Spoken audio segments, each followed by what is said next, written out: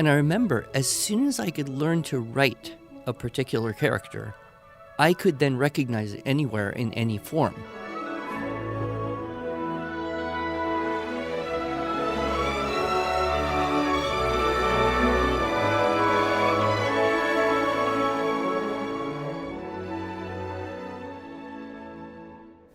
Hello, and welcome to the Arts of Language podcast with Andrew Pudewa, founder of the Institute for Excellence in Writing, or as many like to say, IEW.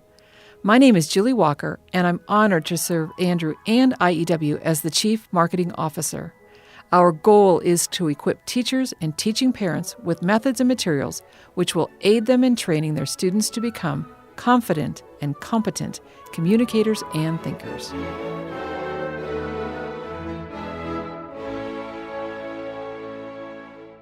So last week, Andrew, you and I had a conversation primarily about teaching writing to English language learners. And we kind of kicked off this idea as a result of all the questions that came in from our online writing conference. And there's lots of links in last week's show notes, so we're not going to go back into that. I love the story that you shared at the end of that episode about how you learned Japanese by memorizing Jack and the Beanstalk. And you're going to have to go back, listener, and listen to that episode so you can hear Andrew reciting his little bit of Japanese of Jack and the Beanstalk. You never get very far, though, Andrew. It's been a long time. It's been a long time. So you were using the listening, speaking, I'm assuming, reading and writing as your kind of your outline, because listening, speaking, reading, writing, that's what we're all about here at IEW. The arts of language. Exactly. And you had some questions, but you never got around to actually using them. I never really used the questions because they're kind of all grouped together. So I'm going to go ahead and just ask you to continue this conversation, picking up with reading and how that can actually help with acquiring English language. And then we'll go back and see which questions you didn't answer yet. How about that? Okay.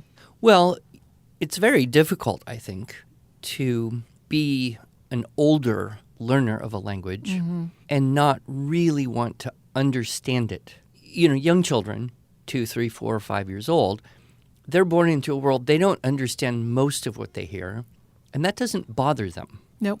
They can just float around, and then one day they understand, and they get a new word, and they try it out, and people are correcting them. And sometimes only their parents understand. So my son sent me a little video of his daughter helping him make pizza dough. Oh, of course. And she said something in the middle and about, because she was pressing the button on his bread maker. It was my bread maker that he uses now to make his own pizza dough, just the dough pizza part. Mm-hmm.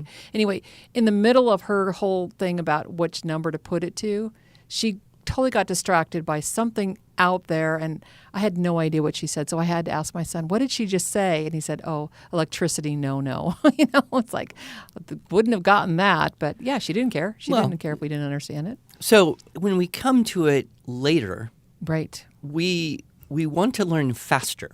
We don't, sometimes these language programs said, learn language like a baby. I mean, honestly, would you want to do that, to spend 5 years being totally confused and unable to know what you're doing? No, actually, we would like to be able to use our intellect to understand what we're doing and speed up the whole process. Right. So that's why I think when we start to learn this language, we want that multisensory. We want to be able to hear it and see it. Mm-hmm. If we just hear it but don't see it, it's not going to get stored as clearly, it won't be stored in our mind in that same organized way. Of course, if we just see it and we don't hear it, then that's not going to help at all in terms of the fluency. Right. So it's kind of a constant reinforcement loop. Some languages are very consistent and relatively easy phonetically. Right. Spanish. I don't think there's a lot of people who struggle with Spanish spelling because once you learn it, it's pretty much always the same. English is notably not so nice. English has some really nasty aspects of mixing together Greek and Latin and Anglo-Saxon and French and German. Who knows what else. So that's harder. Then there's some languages that, use ideographs like Chinese. So that's going to be a whole different world. But I mentioned last week that as I was living in Japan and starting to try to learn things, I knew how to say one thing when I got off the airplane. I had studied the whole flight over with Berlitz, and I could say one thing with perfect fluency. Tobacco wa doko desu ka? Where's the tobacco? Yeah, which is completely useless because I don't You need don't tobacco, but it was the only thing I could say. And so I was, swirling around in this language, and I realized very quickly that if I was going to be able to organize the auditory, I needed to be able to read it. And Japanese, as you know, has two different phonetic alphabets. Fortunately, the sounds are the same, but the symbols are different. And then it uses the Chinese characters as well. And then it will sometimes mix all three together in one thing. And sometimes they use what they call Romanji, and they'll use Roman which is our letters. alphabet. Yeah. They'll use for an English word that just Biru. wouldn't go phonetically very well. Yeah. Aisukurimu. And of course, most all Japanese people do study English in school, sometimes for 8-10 years. But what I realized is I needed that visual organization to help organize the auditory part. Okay. And so I did, and I started out, like I said, just like a first grader, and I learned to read and write those. And the really interesting thing, and I've mentioned this before, because there was some research I came across in my talk, Paper and Pen, What the Research Says, about children who are just shown letters as opposed to children who are encouraged to copy letters. The ones who copy, not only does it activate more of their brain, they're able then to recognize those letters more quickly. So if you just show, this is one of my fears about primarily screen-based or screen-based only reading programs.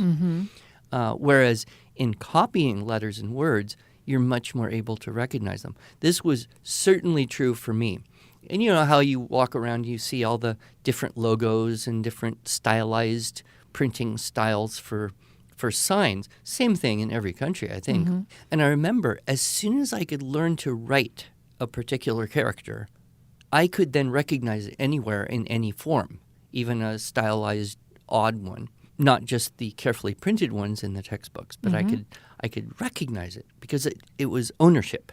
So, I would say that has huge application because it's going to help the reading. So again, just like the listening and speaking are so interconnected, I think the reading and the writing are very interconnected as well. We know that English is difficult grammatically because of all the odd things that we do, and I'm sure other languages are equally or more complex, but our use of number agreement sometimes just doesn't make sense. Right.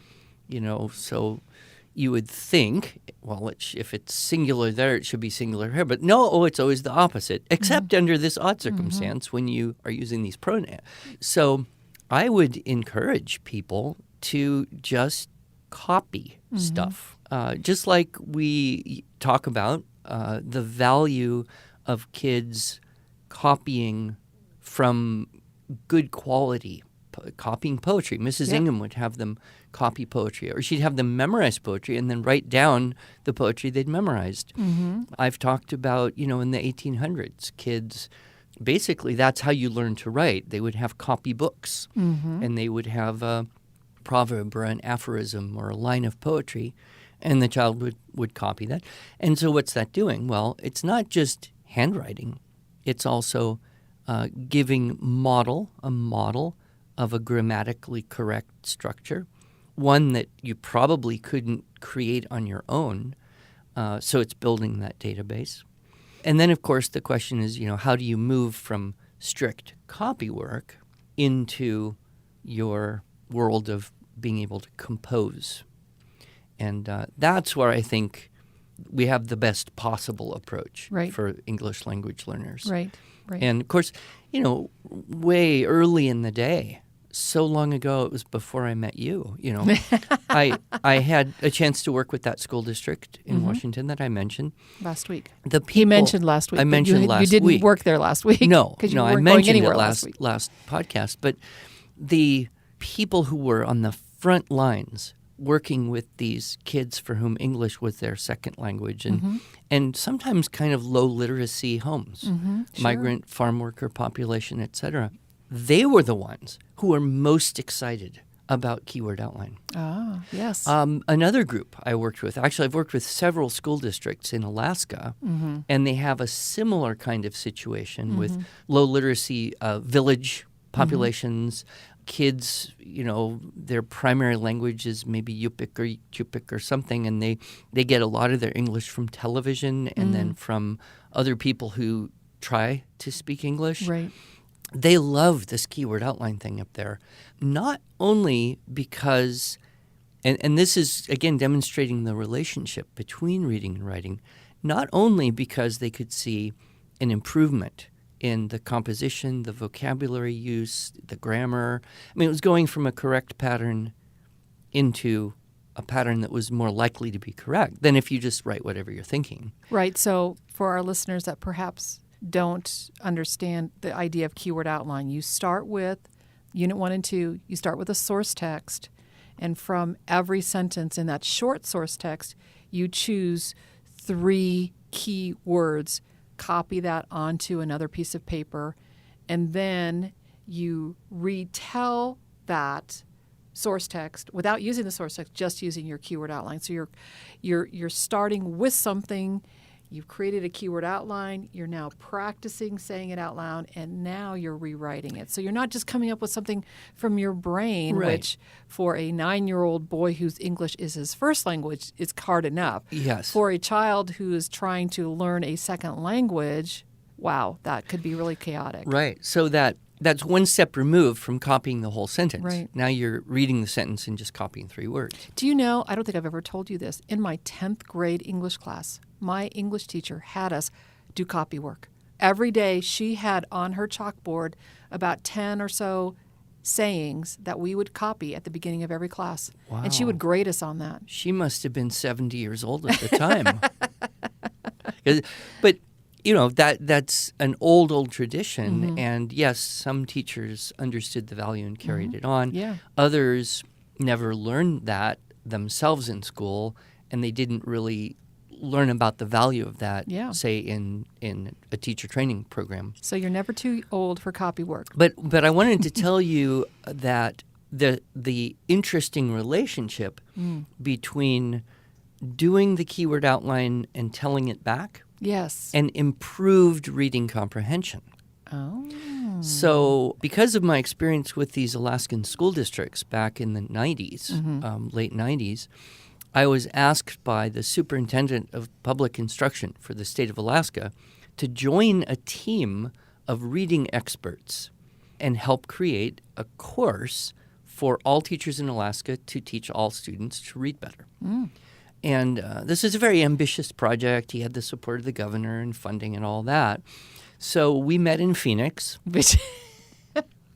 Every time I hear that, it cracks me up. Well, because that makes sense. It makes sense that maybe the couple Alaskans wanted to go somewhere warm. It's also a convenient place. Sure. And the room, I don't know, there's about a dozen people, all of whom had PhDs except me. I was completely out of my league.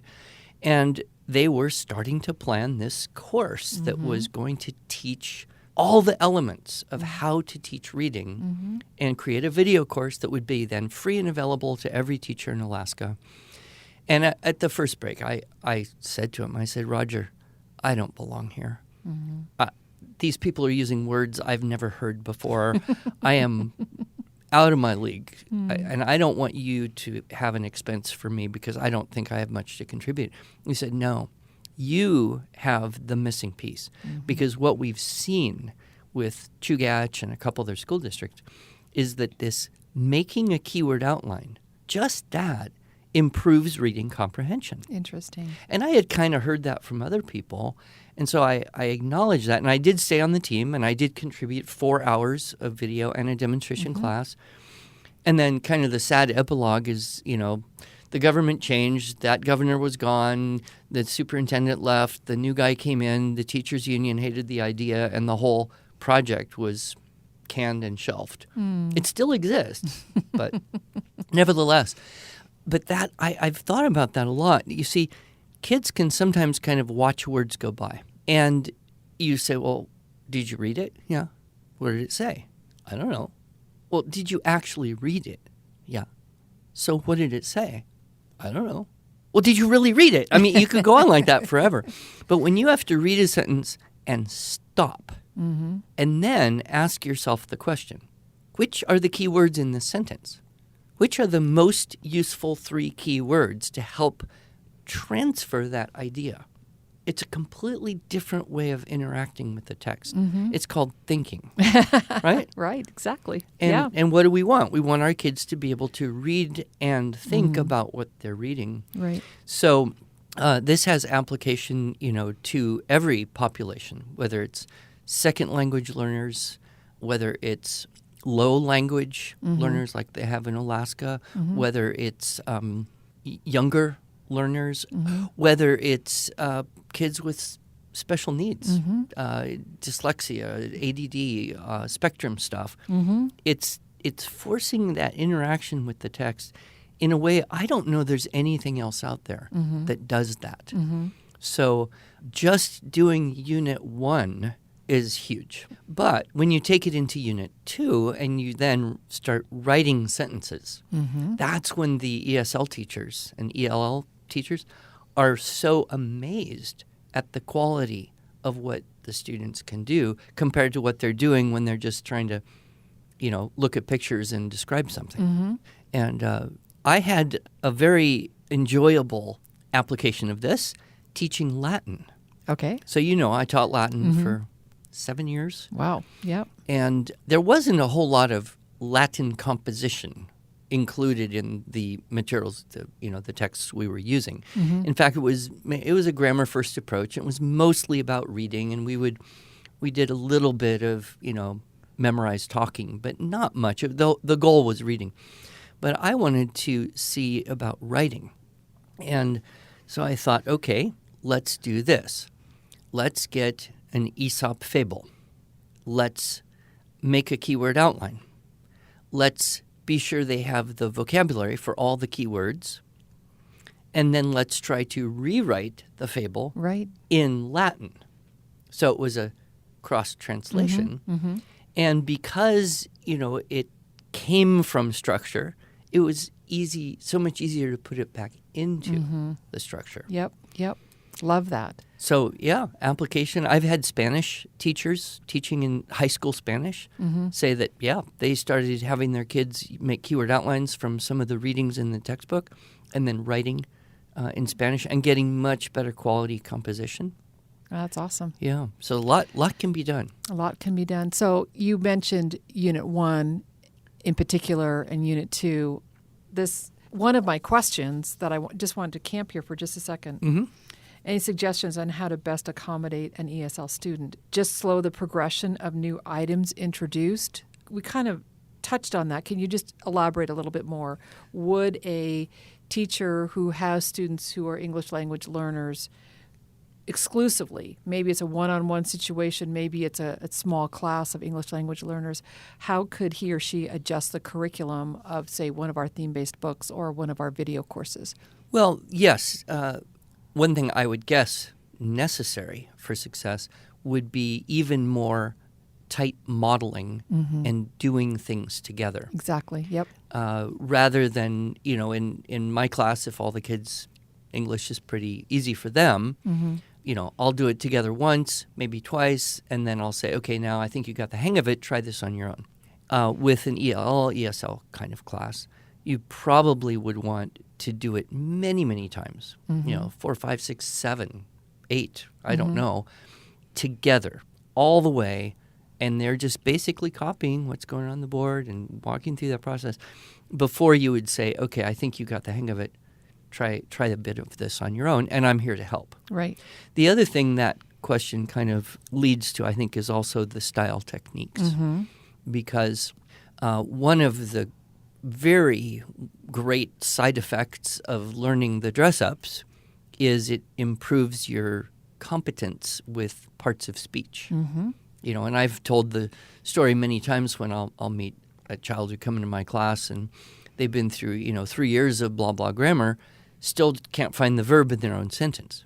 As soon as you start working with strong verb, quality adjective, adverb we do first, immediately it just requires that attentiveness to the parts of speech. Plus we have the word list.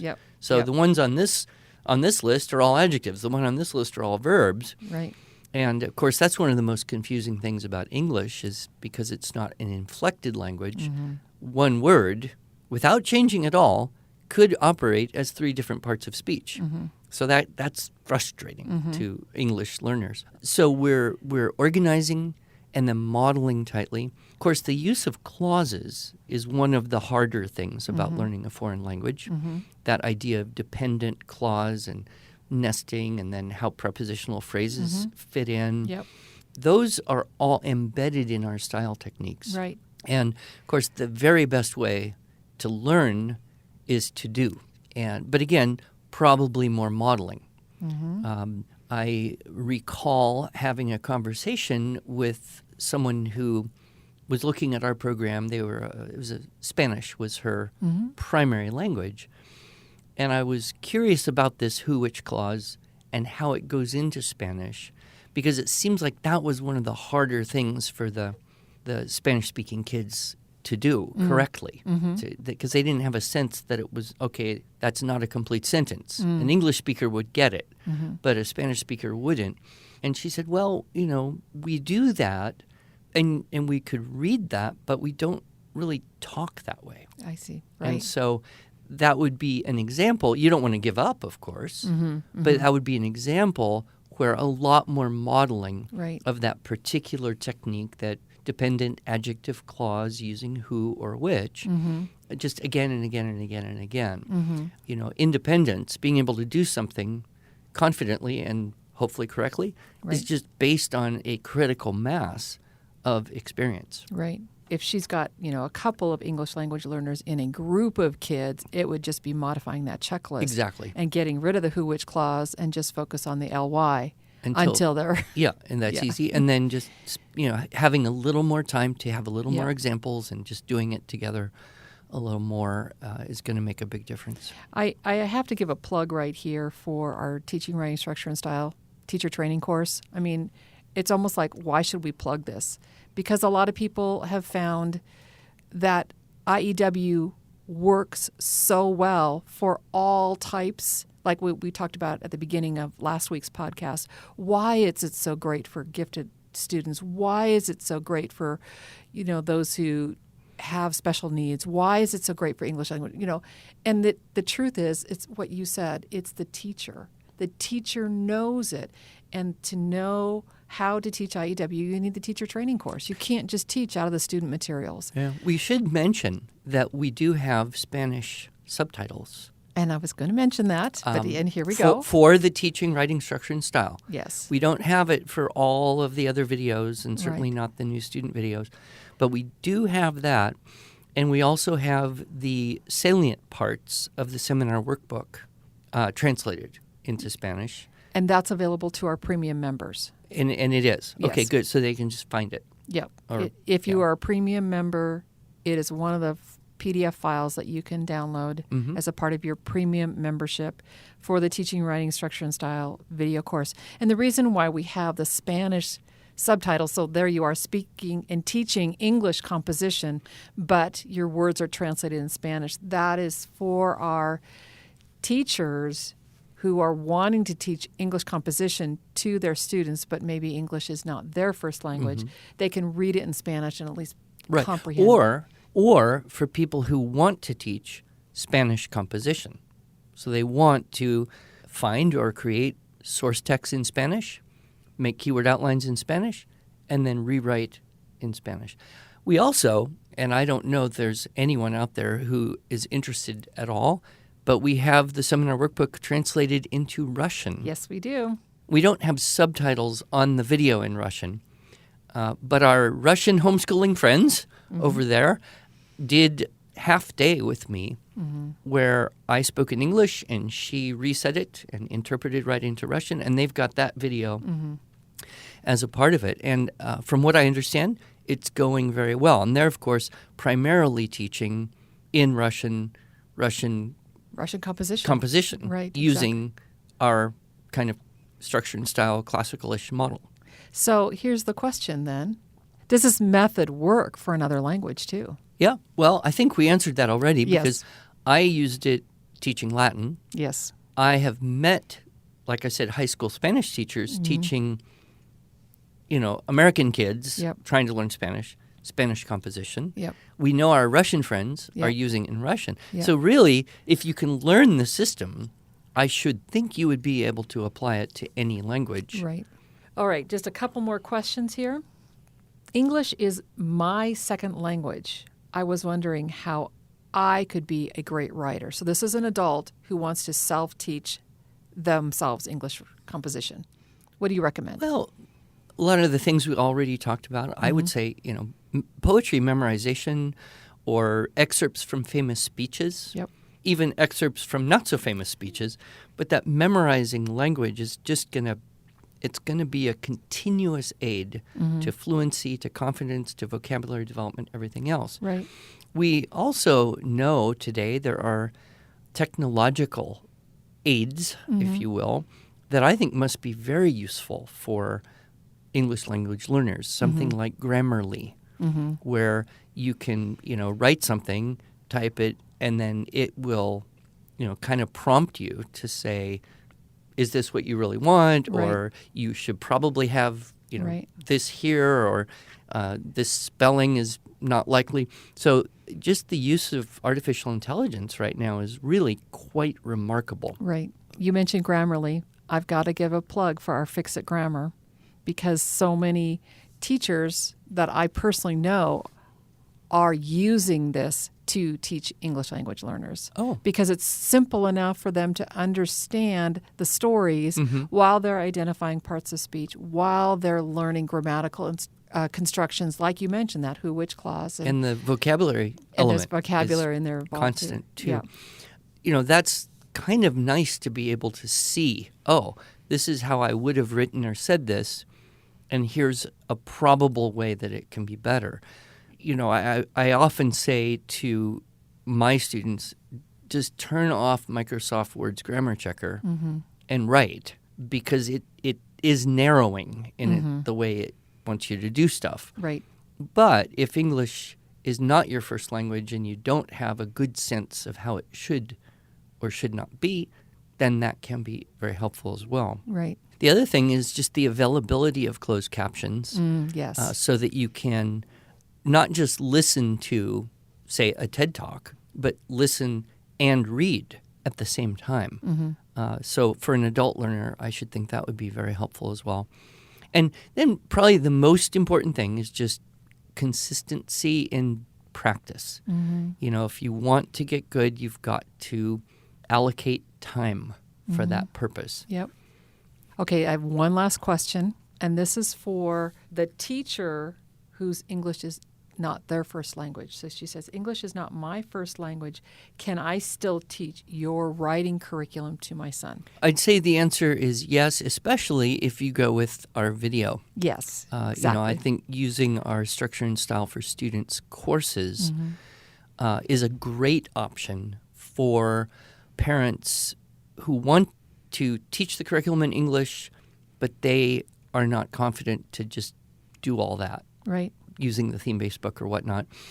And then supplementing that by maybe having a native speaker friend who could be the student's editor. As you know, I tell the kids in the first day of class, your first assignment is go hire an editor. I'm not it. I'm not going to edit all these papers. It would drive me crazy, and I'd give up. I think you do that the second or third week, depending on the age of the kids. Okay. But I do it Yes, pretty you early do. in the game. Yes, you do. So then they go and hire an editor. Now, in most cases, they'll pick a parent. But there's no rule that says the parent couldn't find a neighbor, a friend, Right. or someone else, part of your school or your co-op, that could provide that service of editing for the student in the class. And then you'd be, I think, pretty safe to just do it. Yep, exactly, especially if the parent, right along with the student, did those assignments with them. I think that'd be super. And yes, hiring someone to be an editor, but if you were actually looking for someone to provide grading, not grading in the terms of a letter grade, but someone to evaluate the writing and does it meet up, and you're not comfortable doing that because English is not your first language, our website has a list of accredited instructors at IEW.com/IC, link in the show notes. And some of these instructors will do paper grading. And so parents, you can just scan those papers in, email them to someone, and, for a small fee, they'll review that paper, and that way you can get some good feedback for your own children who want to learn English composition and you're not entirely comfortable giving them that feedback. A lot of those people, for not as small of a fee, actually teach online classes too. This is true. So that's we teach online classes, don't we? We do teach online classes, but we can't plug those because they're awful. Oh, they're awful? They're all full. Oh, I thought you said they're awful. They're wonderful. Oh, they're wonderful, so which is why they're all full. Yes, and so if you actually are interested in getting enrolled in IEW's online class, mark April 1st, no fooling, on your calendar, because that's when we open registration for the following school year. For the following school year. Yeah, and Okay. we fill it pretty quickly. So anyway, Andrew, this has been super helpful. You are a wealth of knowledge to so many people, and now to those who need help learning English composition because English is not their first language. And there's a lot of people in the world who want to learn English. That's true. That's true. I heard there's more people studying English in China than there are people who speak English in England. That's ironically true. Okay, so you have to end with this joke that you could say much better than me. I'll start it, and then you actually say the joke. What do you call someone who can speak 3 languages? Okay, go ahead. Oh, yeah. What do you call someone who can speak 3 languages? Well, trilingual. How about 2 languages? Bilingual. How about 1 language? An American. An American, yes. Sad but true. Thank you, Andrew.